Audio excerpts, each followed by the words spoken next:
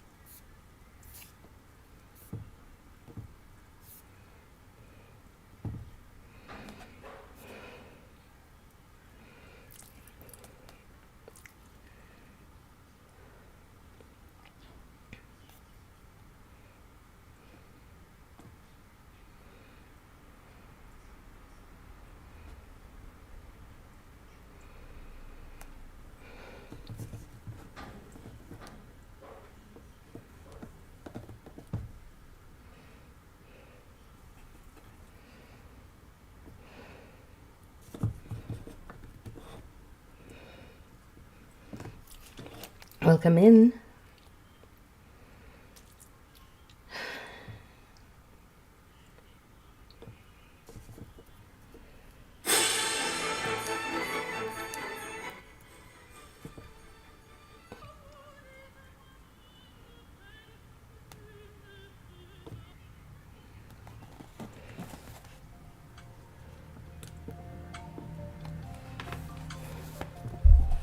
Yes, nobody's here.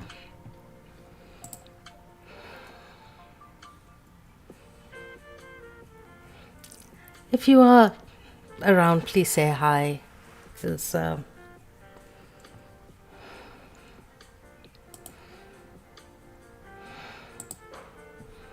seems like I'm reading to no one.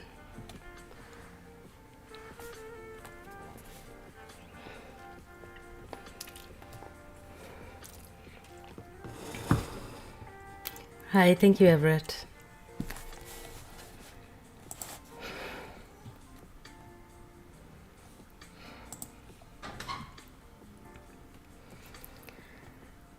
So we're on page 83. I said that just as you came in. You are absolutely everything. Thank you for being here. So we're on page 83, still on chapter 1, because Edward Saïd did not know how to write in a concise manner. So he's talking about Napoleon's quote-unquote conquest through Egypt. And he wrote a poem called Lui, meaning him. And we read the poem. Such a triumph could only be prepared before a military expedition, perhaps only by someone who had no prior experience in the Orient except what books and scholars told him. The idea, taking along a full-scale academy, is very much an aspect of this textual attitude toward the Orient.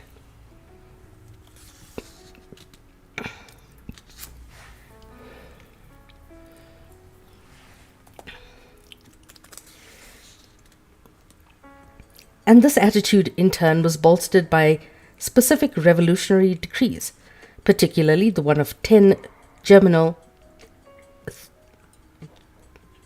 en Troyes of March 30th, 1793, establishing a public school in the Bibliothèque Nationale to teach Arabic, Turkish, and Persian, whose object was the rationalist one of dispelling mystery and institutionalizing the most recondite knowledge. And where he talks about the introduction of Orientalist knowledge into the mainstream, Napoleon wanted it to be mainstream because he wanted so much of the Middle East. And we'll get to Palestine just now.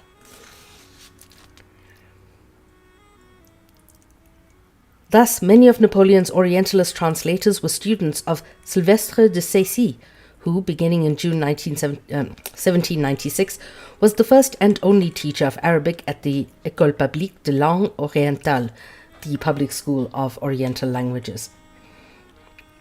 Saïd later became the teacher of nearly every major Orientalist in Europe, where his students dominated the field for about 3/4 of a century. Many of them were politically useful in the ways that several had been to Napoleon in Egypt. What was considered Middle East by Napoleon? Everything that was after the... Okay, so... how do I do this? So you have the Middle East here. You have Azerbaijan, which kind of traverses Asia and Europe, but everything east of the Caucasus Mountains was considered Asia. And it starts where the Caucasus Mountains kind of end and moves into where Pakistan begins. It was considered the Near East. The Near East was considered like Turkey, Azerbaijan, and all of the countries that kind of bordered Eastern European lands. That was the Near East. And then the Middle East was like the Persian lands. And obviously the Ottoman Empire proper was considered the Middle East. And then Southeast was considered, India, because Pakistan didn't exist. Pakistan's existence began in 1947 or 1948 with the fleeing of the British from, the British Raj from India. And then you had the Far East, which is China onwards. Dealings with Muslims were only a part of Napoleon's project to dominate Egypt. The other was to render it completely open, make it totally accessible to European scrutiny. From being a land of obscurity and a part of the Orient hitherto known at second hand through the exploits of earlier travelers, scholars, and conquerors, Egypt was to become a department of French learning. Here, too, the textual and schematic attitudes are evident. L'Institut, with its teams of chemists, historians, biologists, archaeologists, surgeons, antiquarians, was the learned division of the army. Its job was no less aggressive, to put Egypt into modern French, and unlike the Abbé de Massicrea's 1935 description of Egypt, Napoleon's was to be a universal undertaking. When people say that only,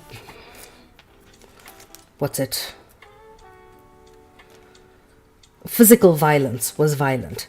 This was a violent takeover of the way in which Egyptians learnt, the way in which Egyptians taught themselves to read and write, and instituting French as the language of instruction, as the French did in every single colony, was violence.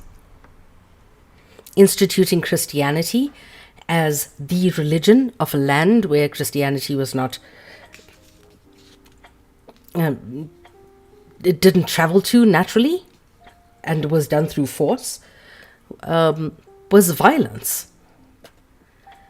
All of colonialism perpetuated violence over people.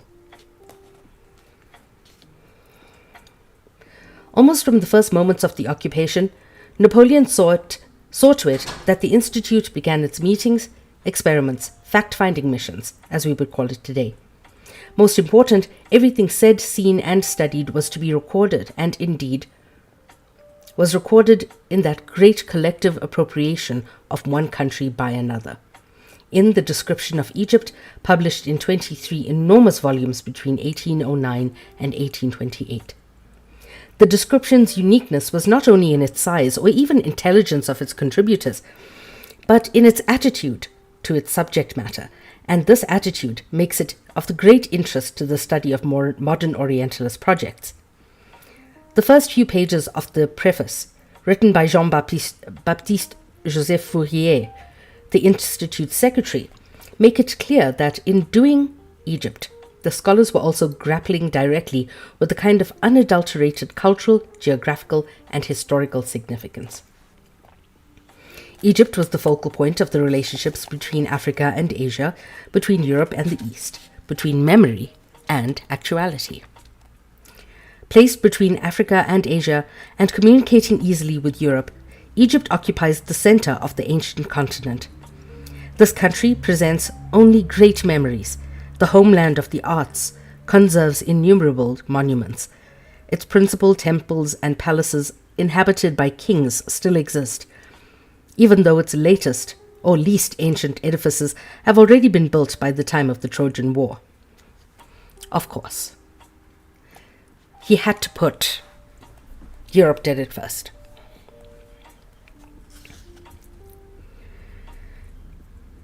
Homer, Solon, Pythagoras, and Plato all went to Egypt to study the sciences, religion, and laws. Alexander founded an opulent city there, which for a long time enjoyed commercial supremacy, which witnessed Pompey, Caesar, Mark Antony, and Augustus deciding between them the fate of Rome and that of the entire world. It is therefore proper for this country to attract the attention of illustrious princes who rule the destiny of nations. And Napoleon fancied himself a monarch. No surprise there. He wasn't even actually that short. He was 5'5", I think. It's not actually that short. It's kind of average. No considerable power was ever amassed by any nation, whether in the West or in Asia, that did not also turn that nation towards Egypt, which was regarded in some measure its natural lot. Always speaking about the Orient as something that could be owned a lot. For those of you who don't know,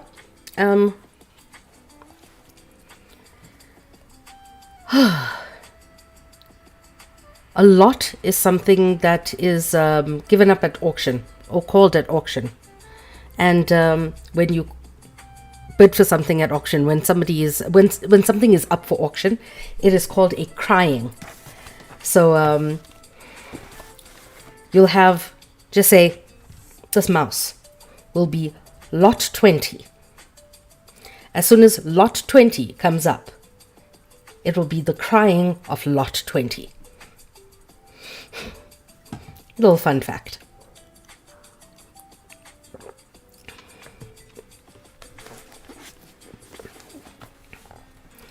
Because Egypt was saturated with meaning for the arts, sciences, and government, its role was to be the stage on which actions of a world historical importance would take place.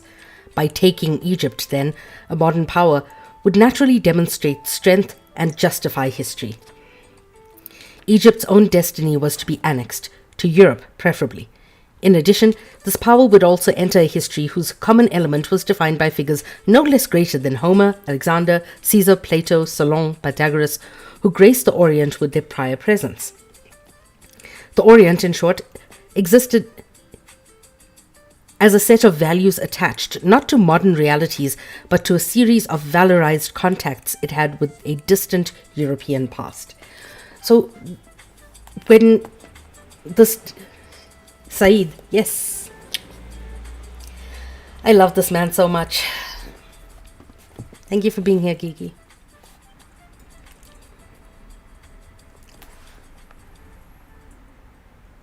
Yep, his writing is so long-winded though. I mean, it's brilliant, but long-winded. Every single bit of knowledge of Egypt in particular, how Napoleon framed it, was through its Western contact, through its contact with Western civilization.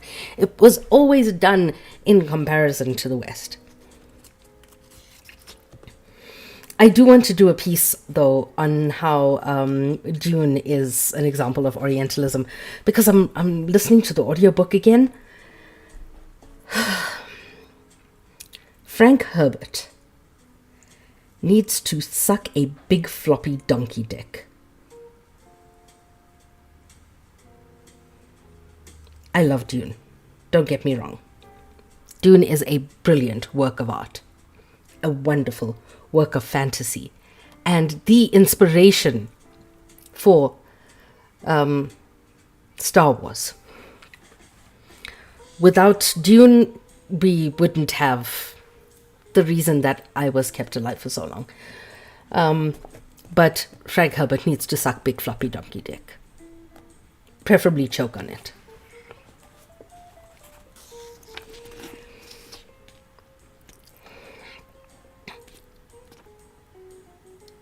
This is a pure example of the textual, schematic attitude I've been referring to.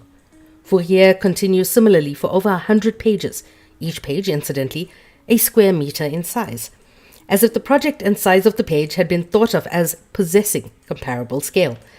Out of the free-fleeing floating past, however, he must justify the Napoleonic expedition as something that needed to be undertaken. It had to be justified. And when they could justify no more, they invented racism.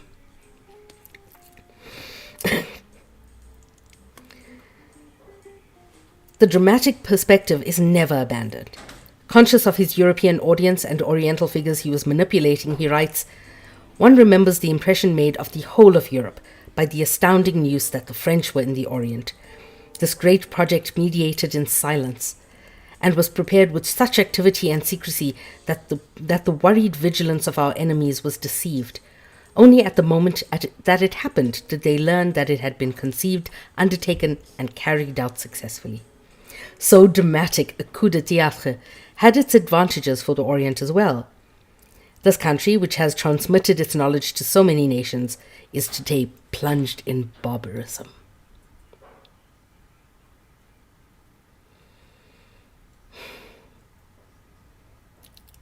I don't know, it just feels like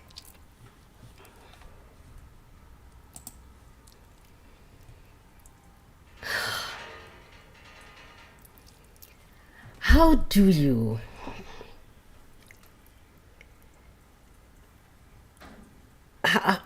do we reconcile the history that we learned throughout our lives with the reality that it was just barbarism wrapped in the guise of civilization? How do we reconcile knowing that we've been lied to? It's hard. And that's why a lot of people just put their fingers in their ears and go, la, la, la, la, la, I am not listening.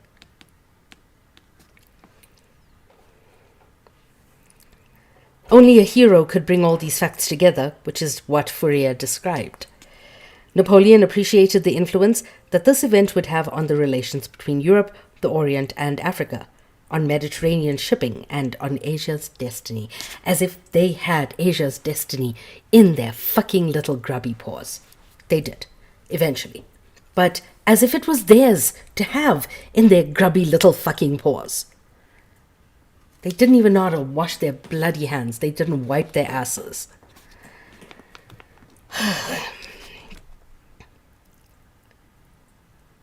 Napoleon wanted to offer a useful European example to the Orient, and finally to make the inhabitants' lives pleasant, as well as to procure for them the advantages of perfected civilization.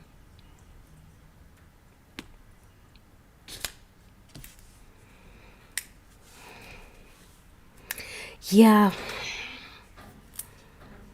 This is why, after watching 12 Years a Slave, I didn't want to see white people for a while. I was like, nah. I'm just not going to look at or interact with white people for a while.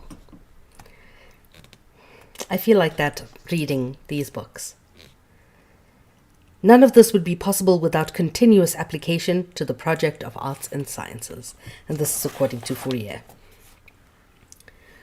To restore a region from its present barbarism to former classical greatness, to instruct for its own benefit the Orient in the ways of the modern West, to subordinate or underplay military power in order to aggrandize the project of glorious knowledge acquired in the process of political domination of the Orient, to formulate the Orient, to give it shape, identity, definition, with full recognition of its place in memory, its importance in imperial strategy, and its natural role as an appendage to Europe, to dignify all knowledge collected during colonial occupation with the titles Contribution to Modern Learning.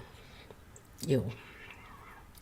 When the natives had neither been consulted nor treated as anything except pretexts for a text whose usefulness was not to the natives, to feel oneself as a European in command, almost at will, of Oriental history, time, and geography, to institute new ideas of specialization, establishing record of everything in sight, new disciplines, dividing, deploying, schematizing, tabulating, indexing,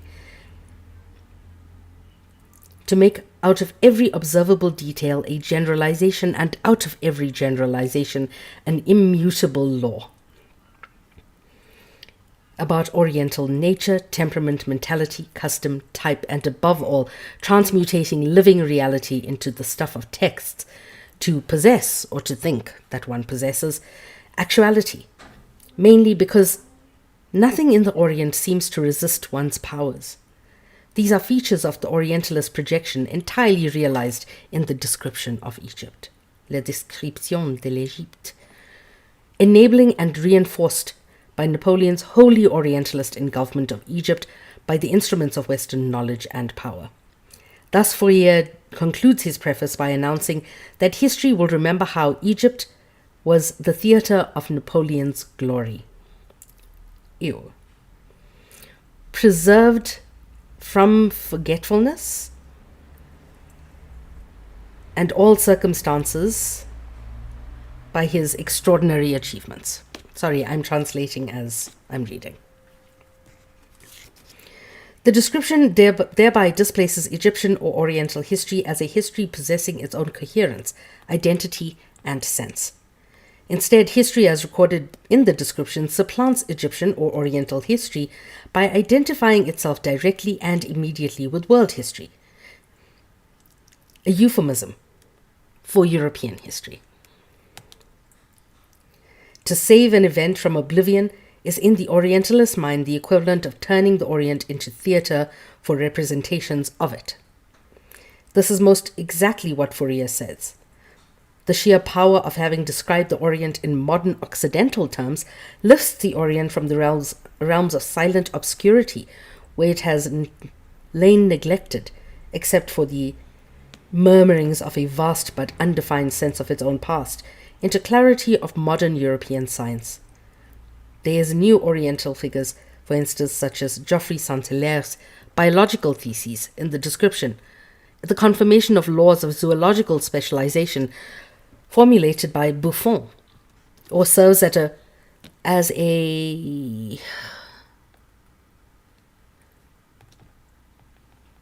contrast to the habits of Europeans, in which the bizarre follies of Orientals serves to highlight the sobriety and rationality of Occidental habits.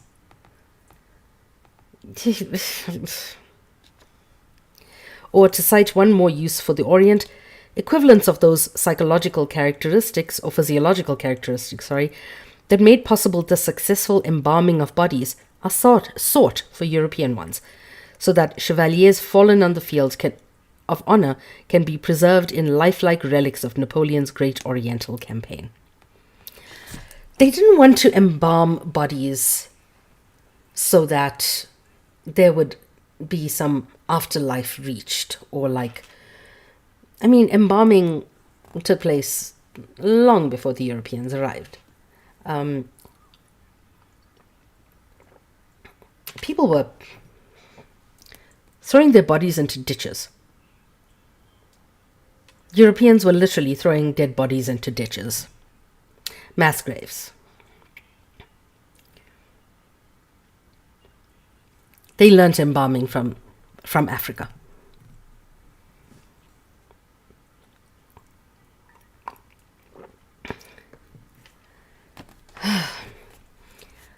But Europeans didn't want to embalm bodies because of religious belief or cultural belief, or preservation because of an afterlife. They wanted to embalm bodies so that they can be preserved for glory.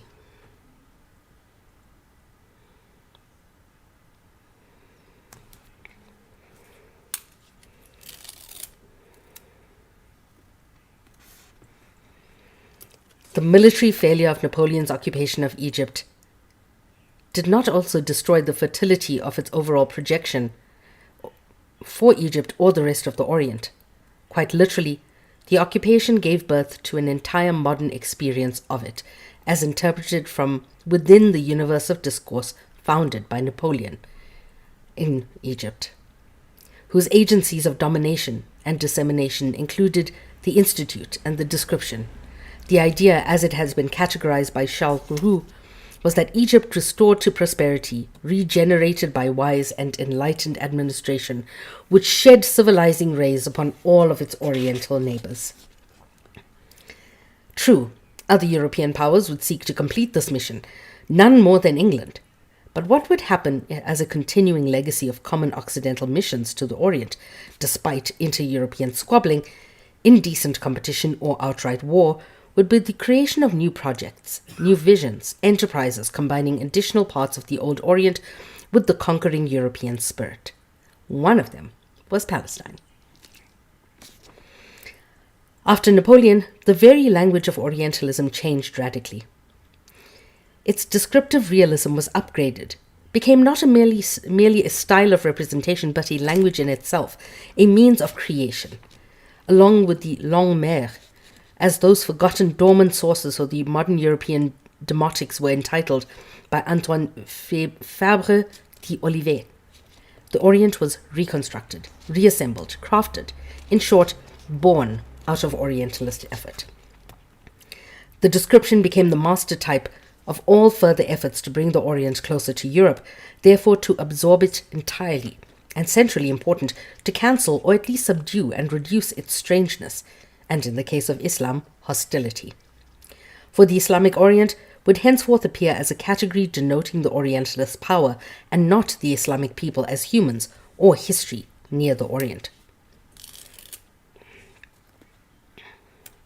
Thus, out of Napoleon's expedition, they issued a whole series of textual children, from Chateaubriand's Itinerary to Le Matinan's Voyage en Orient to Flaubert's Salammbô, and the same tradition, Lane's Manners and Customs of the Modern Egyptian, and Richard Burton's personal narrative of a pilgrimage to Al-Madinah and Makkah.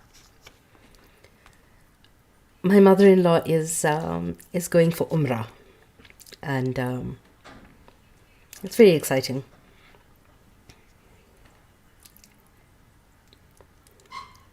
What binds them together is not only their common background in Oriental legend and experience, but also their learned reliance on the Orient as a kind of womb out of which they were brought forth. If paradoxically, these creations turned out to be highly stylized simulacra, elaborately wrought imitations of what a live Orient might be to look at, or look like, that by no means detracts either from the strength of imaginative conception or the strength of European mastery of it, whose prototypes respectively were Cagliostro, the great European impersonator of the Orient, and Napoleon, the first modern conqueror. Artistic or textual work was not only the product of the Napoleon expedition.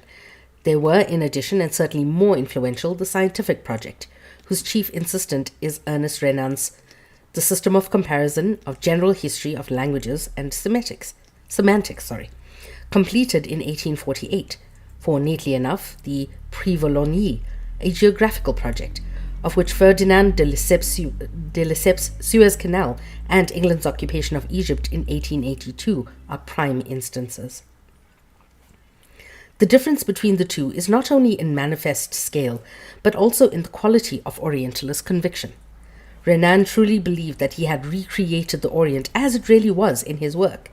De Lesseps, on the other hand, always was somewhat awed by the newness his project had released out of the Old Orient, the sense of communicated itself to everyone, for whom the opening of the canal in 1869 was no ordinary event. In his Excursionist and Tourist Advertiser on July 1st, 1869, Thomas Cook's enthusiasm carries on de Lesseps'. On November 17th, the greatest engineering feat of the present century is to have his success celebrated by a magnificent inauguration fete, at which nearly every European royal family will have special representatives. Truly, the occasion will be an exceptional one. The formation of a line of water communication through Europe and the East has been thought of for centuries, occupying in turn the minds of Greeks, Romans, Saxons, and Gauls. But it was not until within the last few years that modern civilization began seriously to set about emulating the labors of the ancient pharaohs, who many centuries hence constructed a canal between two seas, traces of which remain to this day. Everything connected with the modern works are on a gigantic scale, and a perusal of this little pamphlet describes the undertaking from the pen of Chevalier de Saint-Stoès impresses us most forcibly with the genius of great mastermind Ferdinand de Lesseps, whose perseverance, calm, daring, and foresight, the dream of ages, has at last become a real, tangible fact. The project for bringing more closely together the countries of the West and East, uniting the civilizations of different epochs. Now you can see Thomas Cook was a shitty human being. But the one thing he did was represent history accurately. He made no bones about the fact that he was a genocidal maniac.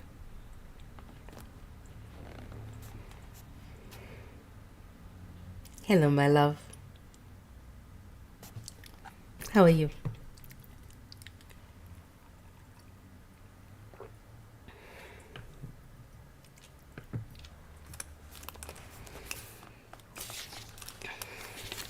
Hey.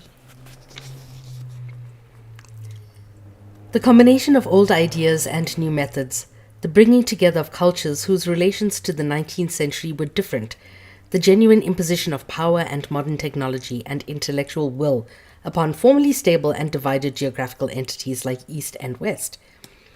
This is what Cook perceives, and what, in his journals, speeches, prospectuses, and letters, Lesseps advertises. Thank you. Genealogically, Ferdinand's start was auspicious. Mathieu de Lesseps, his father, had come to Egypt with Napoleon and remained there, as unofficial French representative Marlowe says, for 4 years after the French evacuated in 1801. Many of Ferdinand's letter writings referred to Napoleon's own interest in digging a canal, which, because he had been misinformed by experts, never thought it was a realizable goal. There had been a canal there. The colonizer of everywhere Cook, the one who died in Australia, well, was killed in Australia. Good fucking riddance. Oh, why today was wonderful when I woke up. I woke up. Dick Cheney didn't.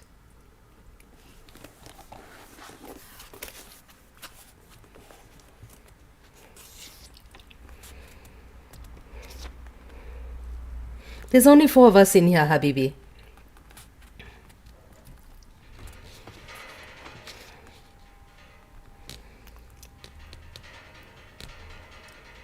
Infected by the erratic history of canal projects that included French schemes entertained by Richelieu and the Saint-Simonians, de Lesseps returned to Egypt in 1854 to embark on the undertaking that was eventually completed 15 years later.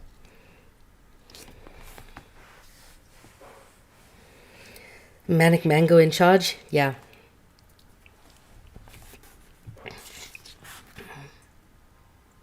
Okay. I mean, I can bring him up.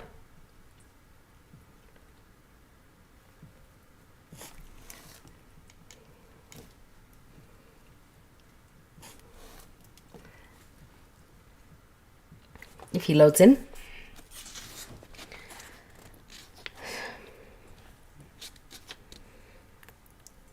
Yeah, he's not loading in.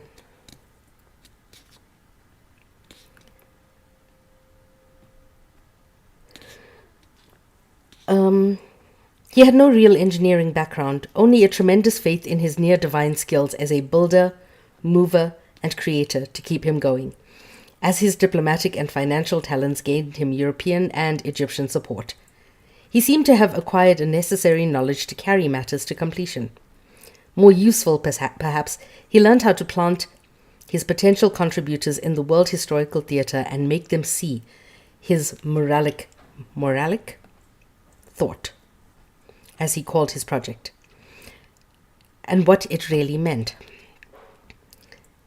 You will see, he told them in 1860, the immense services of the linkage between the Occident and Orient will render as a civilization and development towards richness in general. The world awaits this grand project, and would you please respond at the attention of the world? Kind of dramatic. Thank you, Say. I appreciate you. In accordance with such notions, the name of the investment company formed by de Lesseps in 1858 was a charged one, and reflected a grandiose plan that he cherished.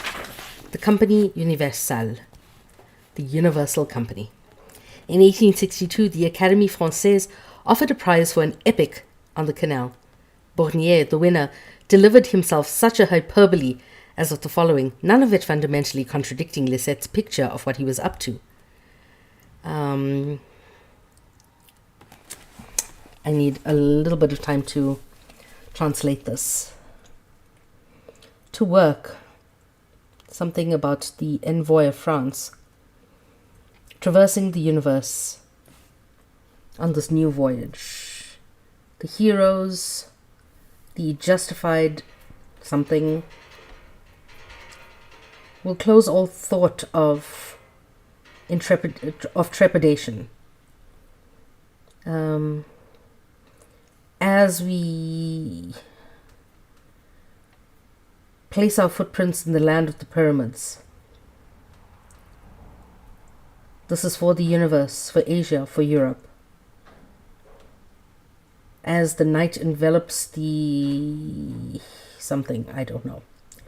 And the demi-nu, for the happy people, for the free people, for the humane and the brave, for the merchants, for the enslaved people, for the people of Christ to know.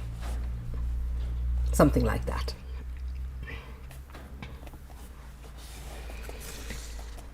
De Lesseps was nowhere more eloquent and resourceful than when he was called upon to justify the enormous expense that the men in the canal would require. He could pour out statistics to enchant any ear, quoting Herodotus and maritime statistics with equal fluency. In his journal entries for 1864, he cited with approbation Leconte's observation that an eccentric life would develop significant originality in men, and from originality would come a great and unusual exploit. Such exploits were their own justification.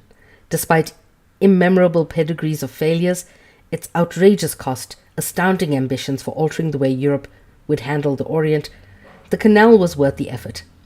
A project uniquely able to override the objections for those who were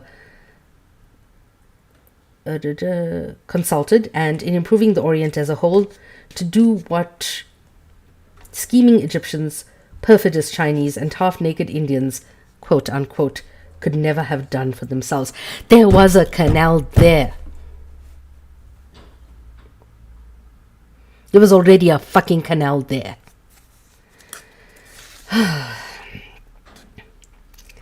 The opening ceremonies in November 1869 were an occasion which, no less than the whole history of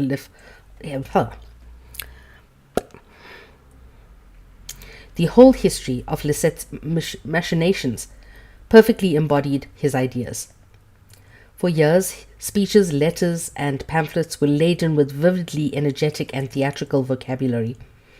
In the pursuit of success, he would be found saying of himself, always in the first person plural, "We created, fought, disposed, achieved, acted, recognized, preserved, advanced," Nothing, he repeated on many occasions, could stop us. Nothing was impossible. Nothing mattered, finally, except the realization of the final result, the Grand Canal, which he conceived, defined, and executed. As the papal envoy of the ceremony spoke on November 16th to the assembled dignitaries, the speech strove desperately to match the intellectual and imaginative spectacle offered by the canal itself. Right.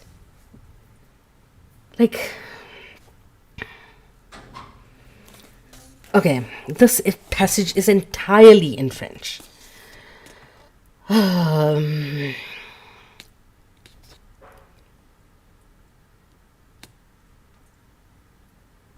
are confident that Africa, Asia, and Europe, these grand regions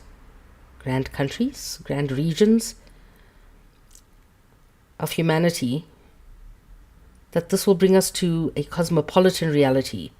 All the races of the globe will joyously work in respectful dignity together. And we marvel at the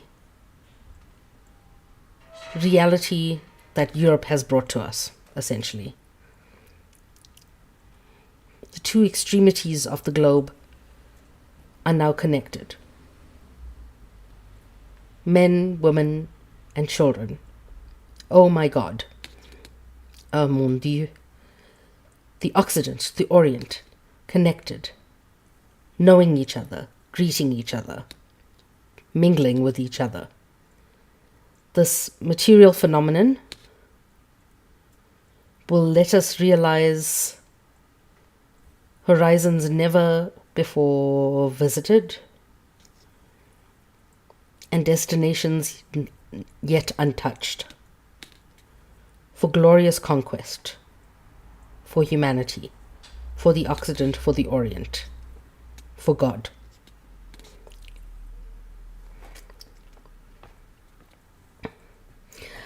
No, I'm trying to translate because I know French, and I can read it,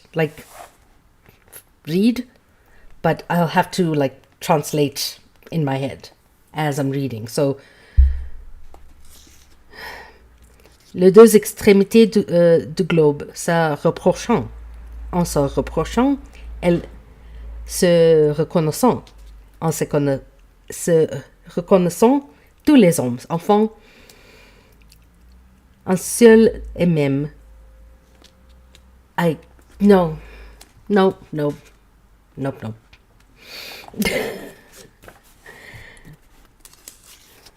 I would rather not.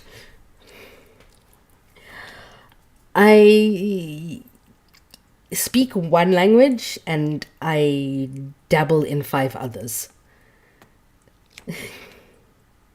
No. Don't apologize, say. Now, Cole and I have conversations.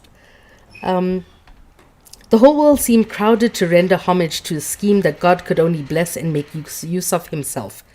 All distinctions and inhibitions were dissolved. The cross faced down on the crescent. Oof! The cross faced down on the crescent. The West had come to the Orient, never to leave it, until Gamal Abdel Nasser would activate Egypt's taking over the canal by pronouncing the name of Delisay. In the Suez Canal, we see the logical conclusion of Orientalist thought and, more interestingly, the Orientalist effort. To the West, Asia had once represented silent distance and alienation. Islam was a militant hostility to European Christianity. To overcome such redoubtable constants, the Orient first needed to be known.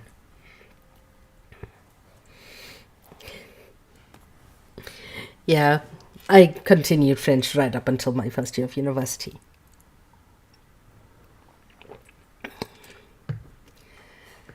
The Orient first needed to be known, then invaded and possessed, then recreated by scholars, soldiers, and judges who disinterred forgotten languages, histories, races, and cultures in order to posit them beyond the modern Oriental's ken as the true classical Orient that could be used to judge and rule the modern. The obscurity faded to be replaced by hothouse entities. The Orient was a scholar's world, signifying what modern Europe had recently made of the still peculiar East. De Lesseps and his canal finally destroyed the Orient's distance, cloistered intimacy away from the West, perdurable exoticism. Just as a land barrier could be transmuted into a liquid artery, so too could the Orient, transubstantiated from resistant hostility into obliging, submissive partnerships. After de Lesseps, no one could speak that the Orient was belonging to another world, strictly speaking. There was only our world, one, bound together because the Suez Canal had frustrated those last provincials who still believed in the difference between those worlds. Thereafter, the notion of Oriental was an administrative or executive one. It's subordinate to demographic, economic, and sociological factors for imperialists like Balfour, anti-imperialists like J.A. Hobson. The Oriental, like Africa, is a member of a subject race and not exclusively an inhabitant of a geographical area. De Lesseps had melted away the Orient's geographical identity by almost literally dragging the Orient into the West, and finally dispelling the threat of Islam. New categories and experiences, including imperialist ones, would emerge, and in time, Orientalism would itself adapt to them, but not without some this conducive. So I'm going to find a time where it would be conducive to do so. Possibly on Wednesday mornings, maybe Tuesday mornings at around 7 a.m. Eastern. Yeah. It's 11 p.m. now. What time would that be Eastern? 10, 9, 8, 7, 6, 5, 4. So that's 7 hours. So, 2, 3, wait. Yeah, it'll be 2 p.m. my time on Tuesdays. Maybe 2 p.m. my time on Tuesdays, that is 7 a.m. Eastern. I will start playing the audiobook, as I do with Inglorious Empire, when I'm listening to it during the day or when I'm cooking. Because, why read one book at a time when you can read 7?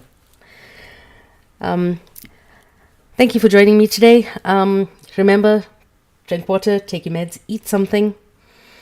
Remember to smash the motherfucking patriarchy, eat all the white men, and if you don't eat meat, compost them. And remember to be kind, especially to yourselves, because everybody deserves kindness, including you. And don't forget that I have a database of food pantries, and afford $5 a month. That would be greatly appreciated, because it keeps me doing all of this kind of stuff without having to die. Because, I kind of don't want to die of starvation, because that's what's happening in Palestine right now.